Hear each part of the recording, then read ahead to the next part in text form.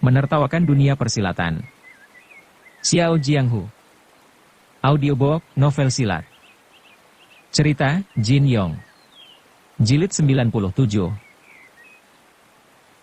Xiang Wentian menanggapi, mungkin dia memiliki alasan lain. Pertama, dia tidak sabar menunggu, tidak tahu kapan ketua secara resmi menyerahkan kedudukan padanya. Kedua, dia merasa tidak tenang, khawatir jangan-jangan ada perubahan secara mendadak. Padahal segala sesuatu sudah diaturnya dengan baik. Perubahan mendadak apalagi yang ia takuti? Sungguh sukar dimengerti, kata Ren Wuxing. Ketika berada di dalam penjara, aku banyak memikirkan tentang ini. Semua tipu muslihatnya dapat kupahami, namun tetap saja aku tidak mengerti mengapa tiba-tiba dia memberontak. Memang, dia agak iri kepadamu. Dia khawatir jangan-jangan aku akan mengangkatmu sebagai penggantiku. Tapi setelah kau pergi tanpa pamit, dia sudah kehilangan saingan utama. Seharusnya dia dapat menunggu dengan sabar. Xiang Wentian berkata, pada tahun ketika Dongfang Bubai memberontak, apakah ketua masih ingat satu kalimat yang diucapkan Nona pada malam Hari Raya Perahu Naga? Hari Raya Perahu Naga, sahut Ren Wuxing sambil menggaruk-garuk kepala. Apa yang telah diucapkan putri kecilku? Ada hubungan apa dengan ulah Dongfang Bubai? Aku sama sekali tidak ingat. Xiang Wentian berkata, ketua janganlah menganggap Nona masih anak kecil. Sebenarnya dia sangat pintar dan cerdik. Betapa teliti pikirannya tidak kalah dibanding orang dewasa. Waktu itu kalau tidak salah usia Nona baru 7 tahun. Di tengah perjamuan pesta ia telah menghitung jumlah orang yang hadir. Lalu secara mendadak bertanya kepada ketua, Ayah, mengapa pada perjamuan Hari Raya Perahu Naga dalam setiap tahun selalu berkurang 1 orang? Waktu itu ketua tercengang dan menjawab, setiap tahun berkurang 1 orang bagaimana? Lalu Nona berkata, aku masih ingat tahun lalu yang hadir dalam perjamuan seperti ini ada 11 orang. 2 tahun yang lalu adalah 12 orang. Kalau tahun ini, 1, 2, 3, 4, 5, cuma tinggal 10 orang saja. Ren Wuxing menghela napas lalu berkata, benar, saat itu aku pun merasa masyghul setelah mendengar ucapan putri kecilku. Setahun sebelumnya Dongfang Bubai memang telah menghukum mati adik Hao. Tahun sebelumnya lagi, Tetua Qiu telah mati secara misterius di Gansu. Sekarang aku yakin itu disebabkan tipu muslihat keji Dongfang Bubai. Dan lagi, setahun sebelumnya Tetua Wen telah dipecat, kemudian ia binasa dikeroyok jago-jago perguruan Songshan, Taishan, dan Hengshan. Sebab musababnya tentu juga perbuatan licik Dongfang Bubai. Kata-kata yang diucapkan oleh putriku yang masih kecil ternyata mengandung kebenaran, tapi aku masih terlena dan tidak menyadarinya. Setelah diam sejenak dan minum seteguk, ia lalu melanjutkan, adik Xiang, terus terang jurus penyedot bintang masih memiliki banyak kekurangan. Ilmu ini berasal dari zaman dinasti Song Utara, namun sastrawan yang mencatat tidak memahaminya dengan baik. Aku sendiri sudah berlatih selama belasan tahun dan ilmu ini sangat terkenal di dunia persilatan. Orang-orang dari aliran lurus banyak yang ketakutan setengah mati begitu mendengar ilmuku ini disebut. Akan tetapi, aku sendiri mengetahui dalam ilmu saktiku ini masih terdapat kelemahan besar. Pada mulanya aku tidak menyadari itu namun masalah yang parah sedikit demi sedikit muncul. Kalau aku tidak lekas-lekas memperbaikinya, tentu akan membawa malapetaka bagiku. Tenaga-tenaga yang telah kuhisap dari orang lain akan berbalik menyerang diriku. Mendengar sampai di sini membuat Ling Huchong samar-samar dalam hati merasa ada sesuatu yang tidak beres. Ren Wuxing terus bercerita, saat itu di dalam tubuhku sudah tersimpan hawa murni yang berasal dari belasan jago silat papan atas dari golongan putih maupun hitam. Agar tidak membahayakan diriku sendiri, aku berusaha melebur belasan macam tenaga dalam itu menjadi satu sehingga dapat kupergunakan. Jika tidak, aku akan selalu merasa cemas. Siang malam aku selalu memikirkannya, sehingga yang ada dalam benakku hanya masalah ini. Dalam perjamuan Hari Raya Perahu Naga waktu itu pun aku terlihat bersenda gurau dan minum-minum, padahal dalam hati sibuk memikirkan cara untuk mengalirkan tenaga dalam melalui 54 titik, yaitu 22 titik pada pembuluh yang Kiao, dan 32 titik pada pembuluh yang Wei. Oleh sebab itu, apa yang diucapkan putri kecilku di tengah perjamuan segera aku lupakan begitu saja. Xiang Wentian berkata, hamba sendiri merasa sangat heran. Biasanya ketua sangat gesit dalam menghadapi persoalan, juga selalu waspada. Begitu seseorang mengucapkan beberapa kalimat saja, ketua akan segera mengetahui maksudnya, dan selalu benar. Namun, entah mengapa ketua waktu itu tidak menyadari tipu muslihat Dongfang Bubai, juga terlihat agak linglung, sahut Ren Woxing sambil tersenyum. Sehari-hari aku kelihatan linglung dan bodoh, seperti tidak punya pikiran, benar tidak? Xiang Wentian menjawab, benar. Setelah mendengar ucapan nona waktu itu, saya melihat sorot mata Dongfang Bubai menunjukkan perasaan gelisah meski dia pura-pura tersenyum riang dan berkata, rupanya nona suka keramaian. Jika demikian tahun depan kita undang lebih banyak orang untuk minum-minum, bagaimana?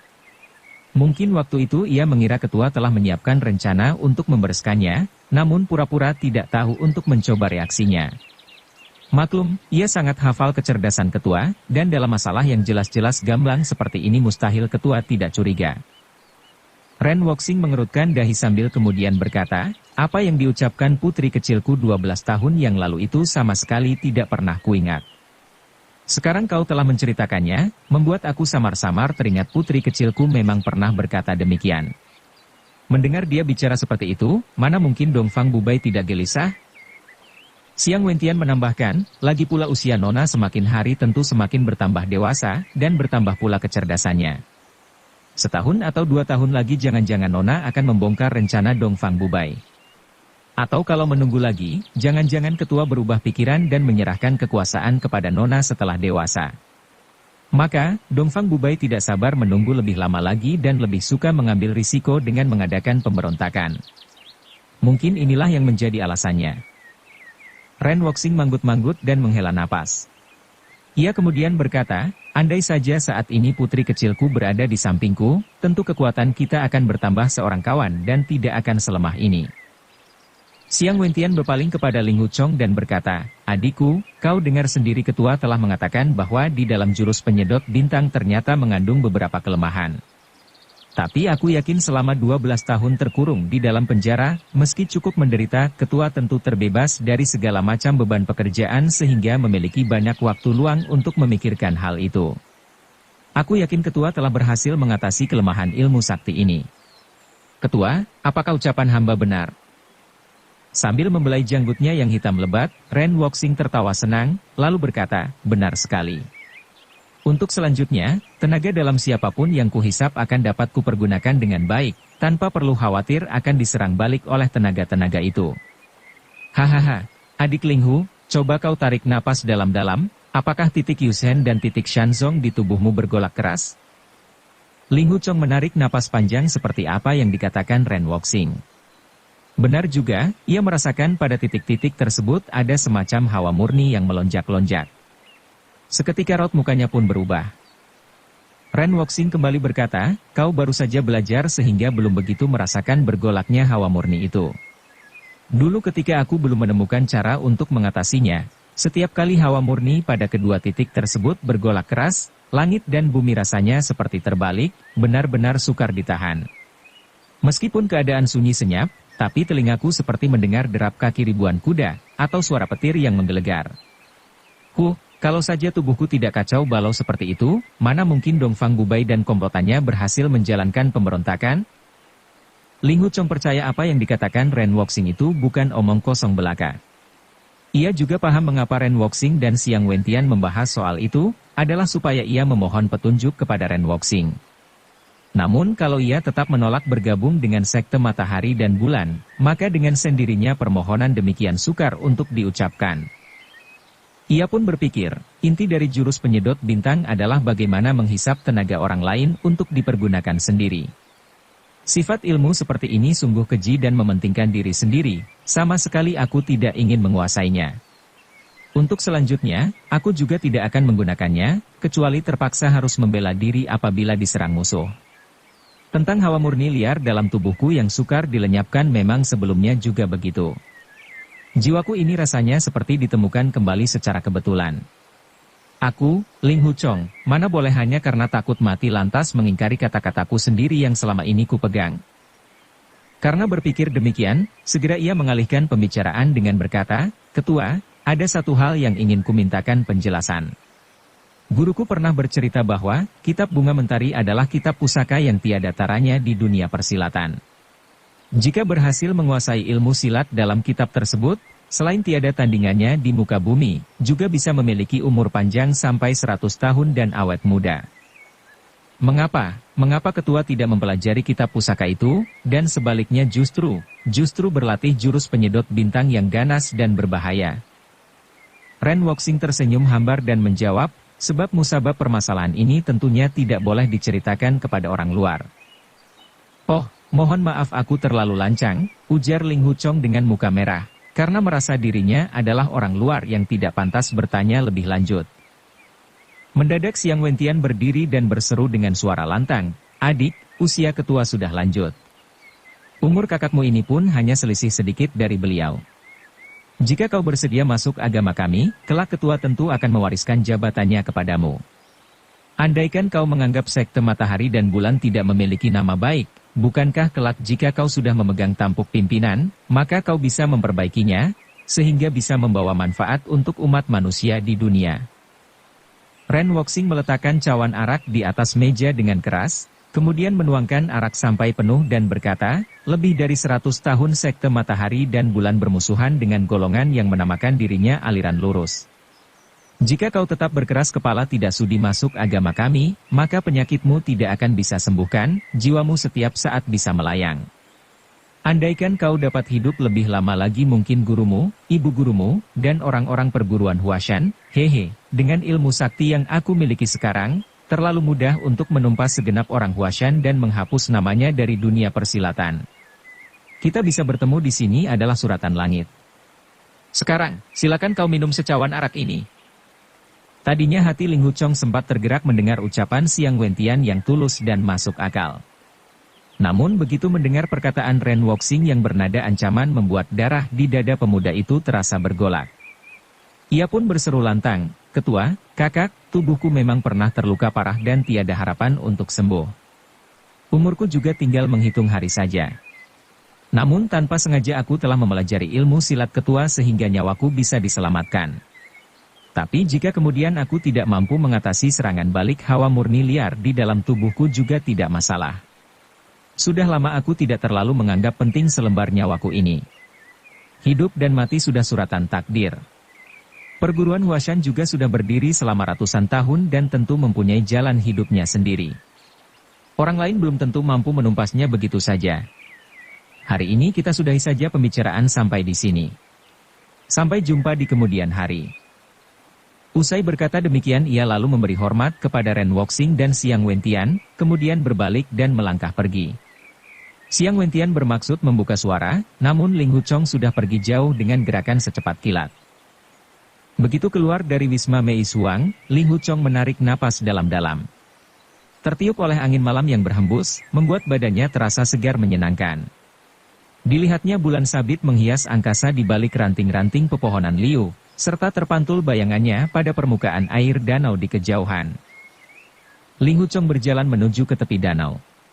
Ia kemudian berdiri termenung untuk sesaat di sana sambil berpikir, urusan penting yang dihadapi Ketua Ren sekarang tentunya membuat perhitungan dengan Dongfang Bubai untuk merebut kembali kedudukannya. Dengan demikian, ia belum akan mencari perkara dengan perguruan Huashan.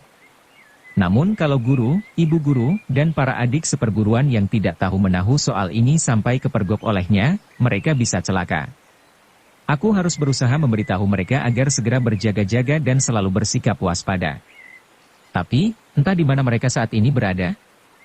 Apakah mereka belum kembali dari Fuzhou? Baiklah, aku juga tidak ada urusan lain dan Fuzhou juga tidak jauh dari sini. Sebaiknya aku segera menuju ke sana. Meskipun seandainya mereka sudah pulang, paling tidak aku bisa bertemu mereka di tengah jalan. Teringat bahwa gurunya telah menyebarkan surat ke seluruh penjuru dunia persilatan tentang pemecatannya dari perguruan Huashan, mau tidak mau hatinya menjadi sedih. Ia kembali berpikir, kalau nanti aku memberitahu guru dan ibu guru bahwa aku dipaksa Ketua Ren masuk agamanya, tentu guru dapat memahami keadaanku yang tidak sengaja bergaul dengan orang-orang sekte iblis. Semoga dengan begitu guru akan menarik kembali keputusannya dan menerimaku kembali. Paling-paling aku hanya dihukum kurung di tebing perenungan selama 3 tahun saja. Kalau benar demikian tentunya bagus sekali. Karena tumbuhnya harapan akan diterima kembali oleh gurunya, semangat Ling Huchong kembali berkobar. Ia lalu mencari penginapan karena malam semakin larut. Ketika hendak tidur, ternyata saat itu sudah ramai ayam jantan berkokok, pertanda fajar sudah hampir menyingsing.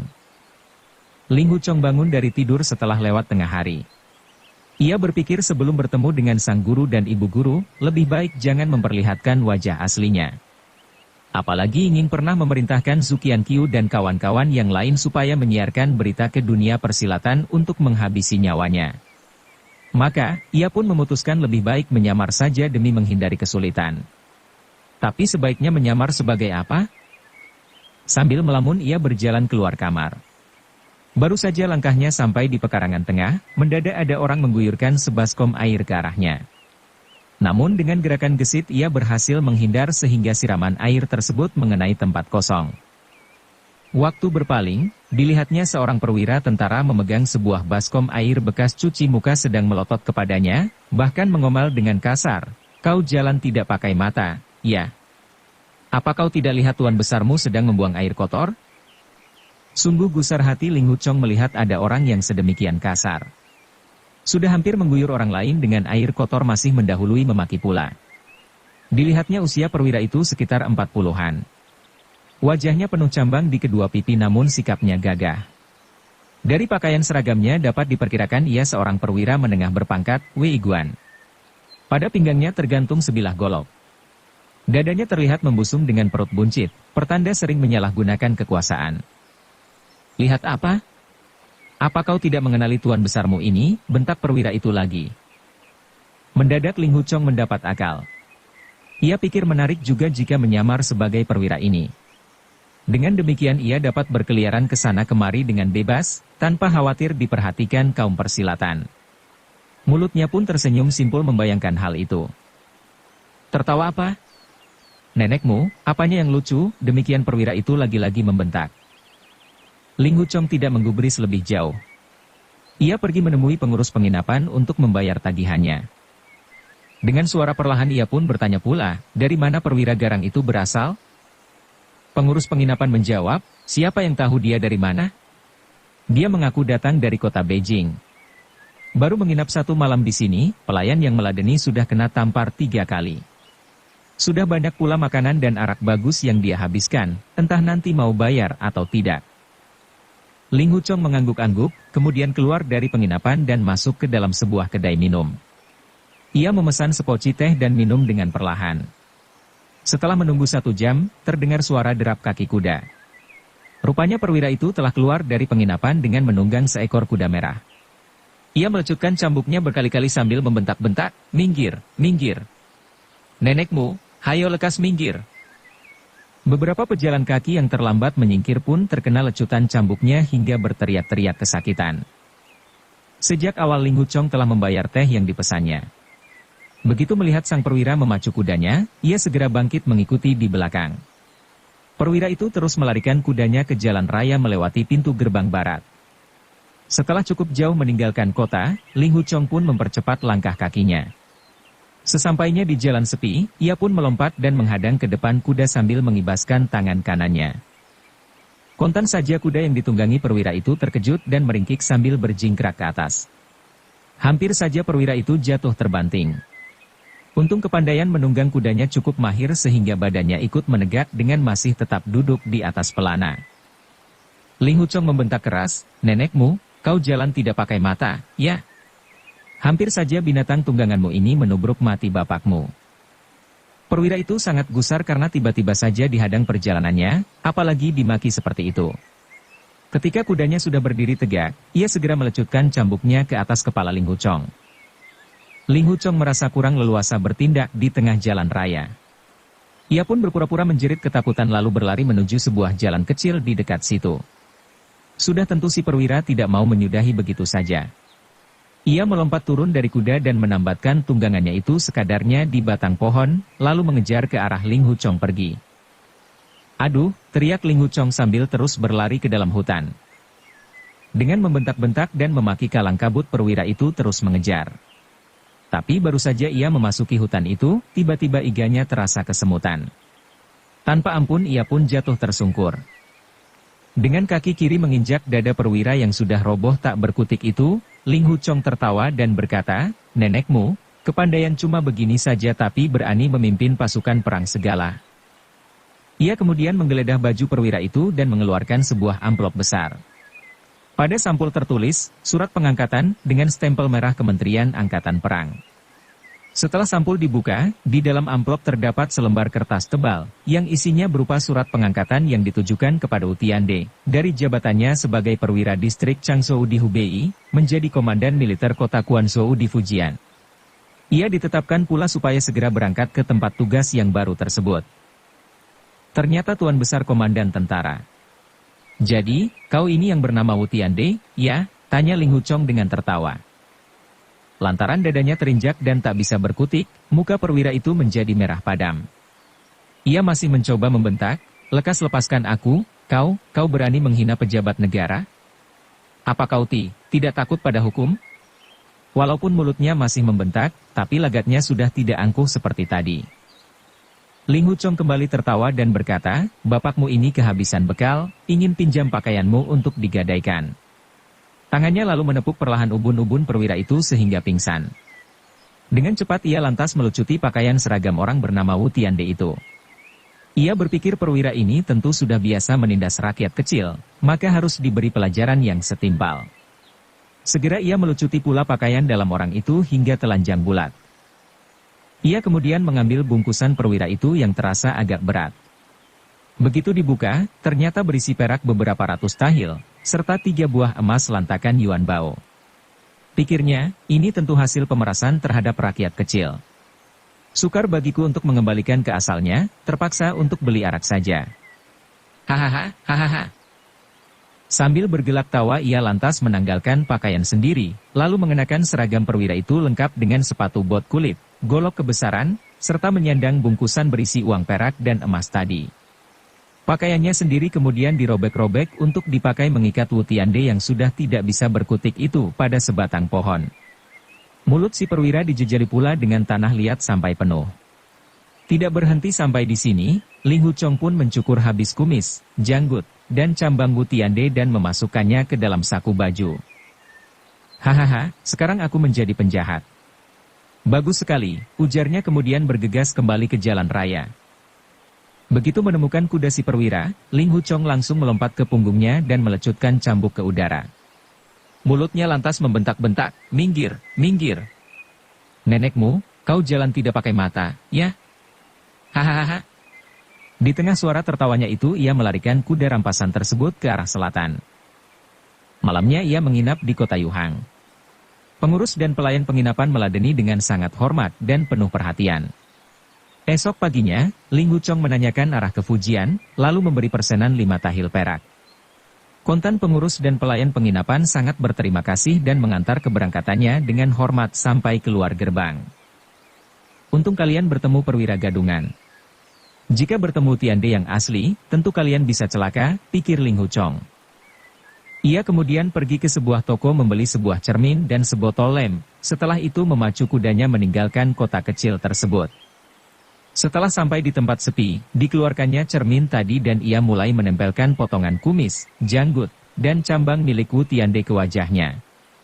Perlu waktu 2 jam untuk menyelesaikan pekerjaan ini. Sambil memandangi cermin, Ling Huchong tak kuasa menahan tawa melihat perubahan penampilannya kali ini.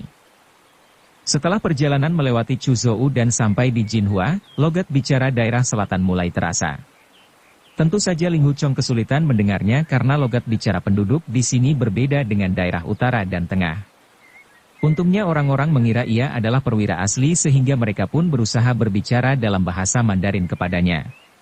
Selain itu, Ling Huchong juga sangat gembira karena seumur hidup baru kali ini memiliki uang begitu banyak. Ia pun tidak menyia-nyiakannya dengan membeli arak dan minum sepuas-puasnya. Namun demikian, terkadang berbagai jenis hawa murni yang tersimpan dalam tubuhnya mendadak bergolak lagi dan memaksa masuk ke dalam semua pembuluh. Terkadang ia merasa begitu sakit sampai kepalanya pusing, pandangan kabur, perut mual dan ingin muntah. Maka, setiap kali hal itu terjadi ia pun mendorong berbagai arus tenaga tersebut dan membuyarkannya melalui berbagai pembuluh sesuai rumus ilmu yang diukir Ren Woxing di atas dipan besi. Begitu berbagai hawa murni tersebut meninggalkan dantian di bawah perutnya, seketika perasaannya menjadi lega dan badan terasa segar pula. Memang dengan cara demikian, ia merasa tenaga dalamnya menjadi semakin kuat, namun sekaligus ia semakin dalam terjerumus pula. Namun untungnya ia memiliki pikiran, selembar nyawaku ini seperti ditemukan kembali. Bisa hidup lebih lama sehari saja, bagiku adalah satu anugerah besar. Karena berpikir demikian membuat hatinya merasa tenang. Setelah tengah hari ia pun melewati daerah Kusou dan memasuki pegunungan Xianxia. Jalan di pegunungan ini terjal dan berliku-liku, makin lama makin tinggi, serta jarang dilewati orang.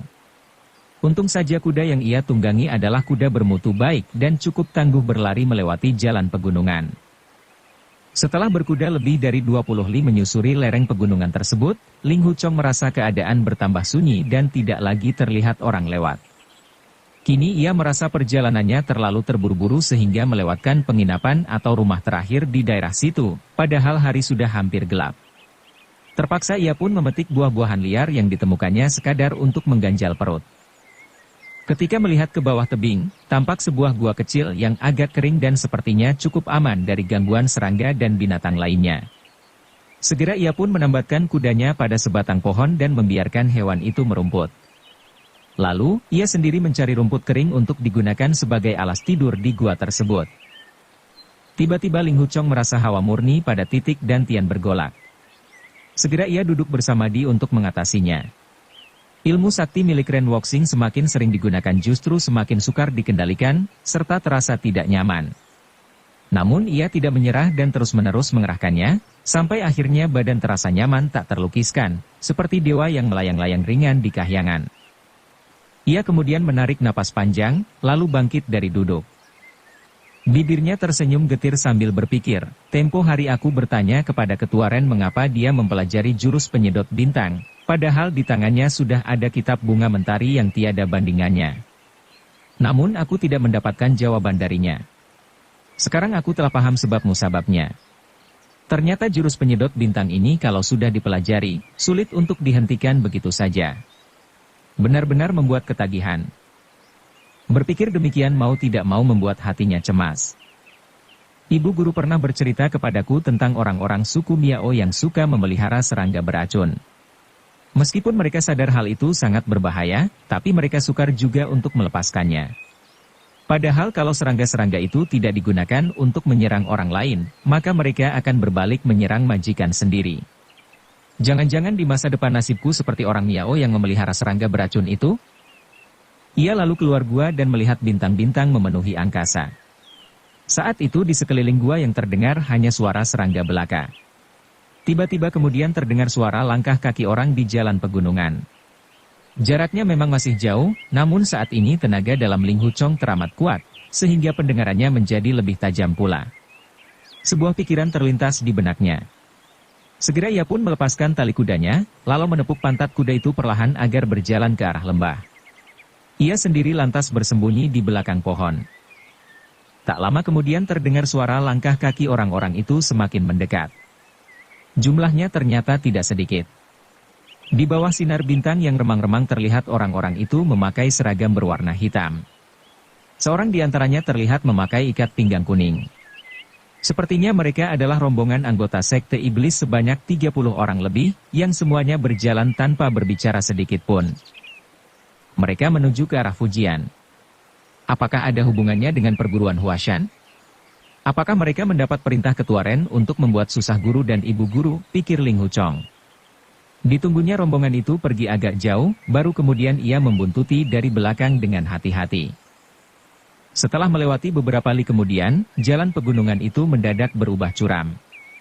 Pada kedua tepi tampak berdiri tebing yang menjulang tinggi. Pada tengah-tengah kedua tebing terdapat jalanan sempit yang hanya cukup dilewati 2 orang berdampingan. Ke-30 orang itu berjalan berurutan membentuk barisan panjang seperti ular. Mereka tampak mendaki jalanan sempit yang curam tersebut. Diam-diam Ling Huchong berpikir, mereka ada di tempat tinggi, sedangkan aku di tempat rendah. Jika ada satu dari mereka yang kebetulan menoleh ke belakang, maka aku akan langsung ketahuan.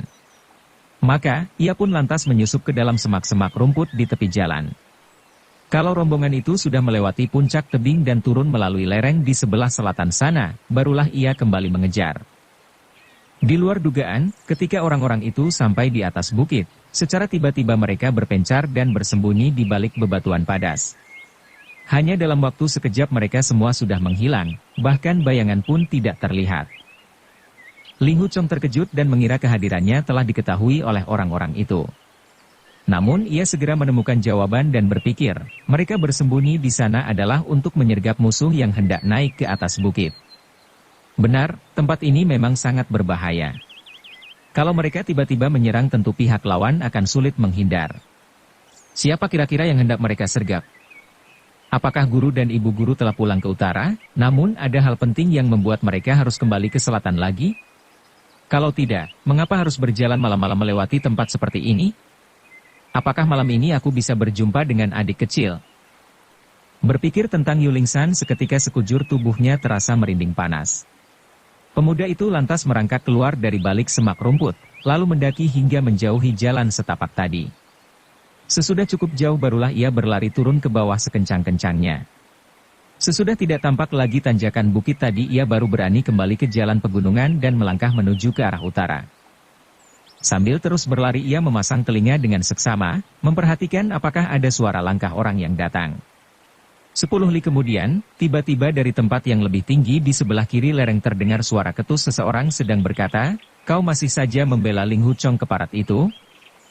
Di tengah kegelapan malam pada sebuah pegunungan sunyi mendadak namanya disebut secara jelas membuat Ling Huchong terkejut. Ia pun langsung berpikir, itu pasti rombongan guru. Suara ketus tersebut jelas suara seorang wanita, namun bukan suara Ning Zongze, juga bukan suara Yuling San. Menyusul kemudian terdengar pula suara seorang perempuan lain, namun jaraknya agak jauh dan terdengar lirih, sehingga tidak jelas apa yang ia katakan. Ling Huchong memandang ke arah lereng. Tampak di sana berdiri lebih dari 30 orang. Ia pun bertanya-tanya dalam hati, rombongan dari mana mereka itu? Siapa yang telah memaki aku? Kalau itu rombongan perguruan Huashan dan ada yang memaki diriku seperti itu, entah bagaimana sikap adik kecil. Berpikir demikian membuat hatinya terasa pedih. Segera ia menyusup ke dalam semak rumput dan berjalan memutari bukit hingga tiba di sisi satunya. Sambil berjalan membungkuk sampailah ia di balik sebatang pohon besar. Saat itu terdengar suara seorang perempuan muda sedang berkata, "Bibi guru, kakak Linghu berjiwa kesatria dan berbudi luhur." Hanya mendengar kalimat ini saja dalam benak Ling Huchong langsung terbayang seraut wajah bulat telur yang cantik manis, karena ia tahu bahwa itu adalah suara biksuni muda dari perguruan Henshan, bernama Yilin. Mendengar suara tersebut dadanya terasa hangat, namun kemudian perasaan kecewa merasuki pikirannya karena yang datang ternyata bukan rombongan sang guru. Perasaannya yang terguncang membuat ucapan Yilin untuk selanjutnya tidak terdengar jelas olehnya. Suara wanita pertama yang ketus tadi kembali berkata, "Usiamu masih sangat muda tetapi mengapa kau sangat keras kepala? Memangnya surat edaran ketua perguruan Huashan itu palsu? Tuan Yu telah memberitahu semua orang bahwa Ling Huchong telah dikeluarkan dari perguruan karena bersekongkol dengan orang-orang sekte iblis. Memangnya tuduhan ini hanya fitnah belaka? Dulu kau memang pernah ditolong Ling Huchong, tapi besar kemungkinan itu hanyalah pancingan sedikit hutang budi untuk menjebak kita." "Bibi guru, kejadian itu bukan hanya sedikit hutang budi," tukas Yilin. Tanpa menghiraukan keselamatannya sendiri kakak Linghu telah.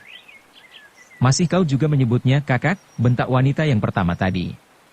Ling Huchong itu penjahat yang banyak akal dan penuh tipu daya. Dia sengaja berpura-pura baik untuk menipu anak ingusan seperti kalian. Hati kaum persilatan sulit ditebak. Segala macam muslihat keji ada di sana. Kalian yang masih hijau belum berpengalaman, mudah diperdaya orang. "Perintah bibi guru tentu saja kami patuhi," sahut Yilin. Hanya saja Kak. Hampir saja kata, "kakak," terucapkan olehnya namun segera ditelannya kembali mentah-mentah. "Hanya saja kenapa?" tanya suara wanita tua tadi. Yilin sangat ketakutan dan tidak berani bicara lagi.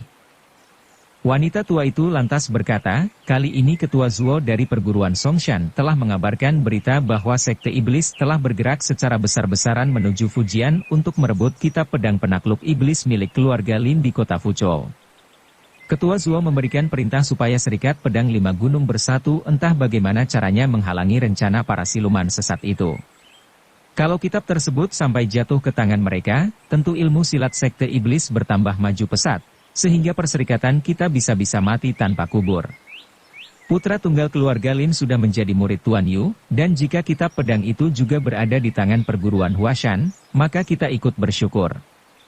Yang perlu kita khawatirkan adalah 1001 macam tipu muslihat sekte iblis untuk merebut kitab pedang itu, apalagi sekarang mereka mendapat bantuan murid murtad Ling Huchong yang mengetahui seluk-beluk permasalahan ini. Keadaan sudah genting menjadi bertambah runyam. Ketua Zuo telah membebankan tugas berat ini di pundakku untuk memimpin kalian ke Fujian. Masalah ini menyangkut hidup mati aliran lurus dan aliran sesat, maka kita janganlah menganggap enteng. Aku pun akan melaksanakan tugas ini dengan penuh waspada. Kira-kira 30 li lagi, kita akan sampai di tapal batas Zhejiang dan Fujian. Maka malam ini biarlah kita menahan letih demi meneruskan perjalanan ke Nianbapu dan kita akan bermalam di sana. Kita harus mendahului mereka sampai di Fuzhou dan menunggui musuh menjalankan rencana sampai mereka letih sendiri. Namun demikian, kita harus tetap berhati-hati. Baik, jawab puluhan perempuan mengiyakan. Diam-diam Ling Huchong berpikir, wanita tua ini bukan Biksuni Dingxian ketua perguruan Henshan, juga bukan Biksuni Dingi guru adik Yilin. Di antara 3 Biksuni sepuh tentunya dia adalah Biksuni Dingjing. Dia telah menerima surat edaran dari guru sehingga menganggapku sebagai orang jahat. Mengenai hal ini aku tidak bisa menyalahkan dia.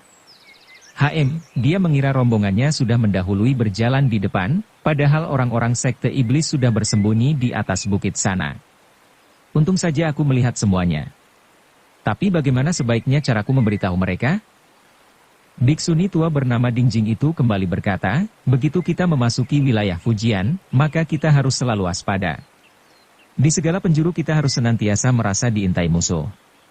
Bukan mustahil pelayan rumah makan atau pesuruh penginapan adalah mata-mata sekte iblis. Jangankan di kamar sebelah, bahkan di dalam semak-semak rumput ini bisa jadi ada musuh yang bersembunyi. Oleh karena itu, selanjutnya tidak seorang pun boleh menyebut-nyebut kitab pedang penakluk iblis, bahkan nama Tuan Yu, Ling Huchong, juga Dongfang Dibai tidak boleh disebut-sebut. Baik, jawab para murid perempuan bersama-sama. Ling Huchong tahu bahwa Dongfang Dibai adalah nama ejekan untuk menyebut Dongfang Bubai. Nama, Bubai, yang bermakna, tak terkalahkan, membuat kaum aliran lurus menggantinya dengan sebutan, Dibai, yang bermakna, pasti kalah. Mendengar namanya disejajarkan dengan sang guru dan Dongfang Bubai, membuat Ling Huchong hanya tersenyum getir. Ia berpikir, aku hanya seorang keroco yang tidak punya nama, mengapa sedemikian dihargai oleh sesepuh dari perguruan Henshan ini? Aku sama sekali tidak berani menerima. Biksuni Dingjing berkata lagi, mari kita lanjutkan perjalanan. Kembali para murid mengiyakan. Sedetik kemudian 7 orang dari mereka tampak berlari cepat mendahului turun ke bawah. Selang sejenak kembali 7 orang berlari menyusul pula. Ilmu meringankan tubuh perguruan Henshan cukup terkenal dan memiliki ciri khas tersendiri. 7 orang pertama dan 7 orang kedua bergerak rapi dan selalu menjaga jarak tetap. Jubah mereka melambai-lambai ketika melangkah bersama sehingga menjadi pemandangan yang indah jika dilihat dari kejauhan. Tidak lama kemudian kembali 7 orang berlari menyusul ke bawah. Secara keseluruhan ada 6 kelompok yang masing-masing berisi 7 orang, kecuali kelompok terakhir yang berisi 8 orang karena ditambah Biksuni Dingjing. Murid-murid perguruan Henshan yang sedang bergerak menuju selatan itu tidak hanya terdiri dari kaum Biksuni saja, tetapi juga ada dari golongan awam. Dalam kegelapan itu Ling Huchong tidak bisa mengetahui Yilin berada di kelompok mana. Ia juga berpikir, para saudari dari perguruan Henshan memiliki kepandaian tersendiri. Namun begitu mendaki lereng bukit sana, dan menyusuri jalan kecil yang diapit oleh kedua tebing yang curam itu, kemudian tiba-tiba disergap oleh kawanan sekte iblis, tentu akan jatuh banyak korban. Segera ia mencabut segenggam rumput hijau dan memerasnya hingga mengeluarkan cairan. Cairan rumput itu kemudian dioleskannya ke muka sendiri, kemudian ditambah pula dengan lumpur dan debu tanah. Setelah merasa penampilannya tidak lagi dapat dikenali, ia pun berlari memutar ke sebelah kiri jalanan untuk menyusul rombongan tadi. Ilmu meringankan tubuh Ling Huchong sebenarnya tidak terlalu tinggi. Namun karena sekarang ia memiliki tenaga dalam melimpah yang berasal dari para jago seperti 6 dewa lembah Persik, Biksu Bujie, Biksu Fangsheng, dan Hei Baizi sehingga langkah kakinya pun menjadi jauh lebih cepat daripada jago silat papan atas sekalipun. Dengan sekali mengerahkan tenaga ia langsung dapat mengejar rombongan dari perguruan Henshan tadi. Khawatir keberadaannya didengar oleh Biksuni Dingjing yang pasti berkepandaian tinggi itu, ia pun berlari memutar untuk kemudian mendahului di depan rombongan. Sesudah kembali di jalanan pegunungan, larinya menjadi semakin cepat.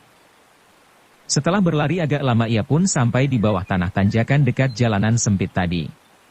Saat itu keadaan sunyi senyap, tidak terdengar suara apapun. Ia kembali berpikir, jika aku tidak menyaksikan sendiri kawanan sekte iblis itu bersembunyi di atas tebing sana, siapa yang dapat mengira bahwa di tempat ini sedang menunggu bahaya maut yang setiap saat bisa meletus? Sungguh celaka. Perlahan-lahan Ling Huchong mendaki tanjakan sempit yang diapit dua dinding tebing curam itu. Ia menghentikan langkah ketika jaraknya dengan tempat persembunyian orang-orang sekte iblis hanya tinggal 1 li saja. Segera ia duduk di situ sambil termenung, kemungkinan besar kaum sekte iblis itu sudah melihat diriku. Namun mereka pasti khawatir jika mereka bergerak tentu persembunyian mereka akan diketahui pihak perguruan Henshan. Rasanya mereka tidak akan berani menggangguku. Sesudah menunggu sebentar, akhirnya ia merebahkan diri di tengah jalan. Selang sejenak, sayup-sayup terdengar suara langkah orang di bawah sana, pertanda rombongan yang hendak disergap sudah mendekat. Tiba-tiba timbul pikirannya ingin memancing orang-orang sekte iblis itu supaya keluar dan bertempur dengannya sehingga rombongan perguruan Henshan dapat mengetahui keberadaan mereka. Segera ia pun menggumam sendiri, selama hidup aku paling benci kepada pengecut-pengecut yang hanya pintar menyerang dalam gelap. Kalau berani kenapa tidak bertempur secara terang-terangan? Main sembunyi-sembunyi untuk membuat celaka orang lain, benar-benar perbuatan manusia rendah yang tidak tahu malu. Ia berbicara demikian sambil menghadap ke atas bukit. Meskipun suaranya tidak begitu lantang, tapi disertai tenaga dalam sehingga dapat berkumandang sampai jauh. Tak disangka orang-orang sekte iblis itu ternyata cukup sabar dalam menahan amarah sehingga mereka tidak peduli pada sindiran Ling Huchong. Bersambung ke jilid 98. Dukung kami dengan subscribe, follow, like, komen dan share. Terima kasih.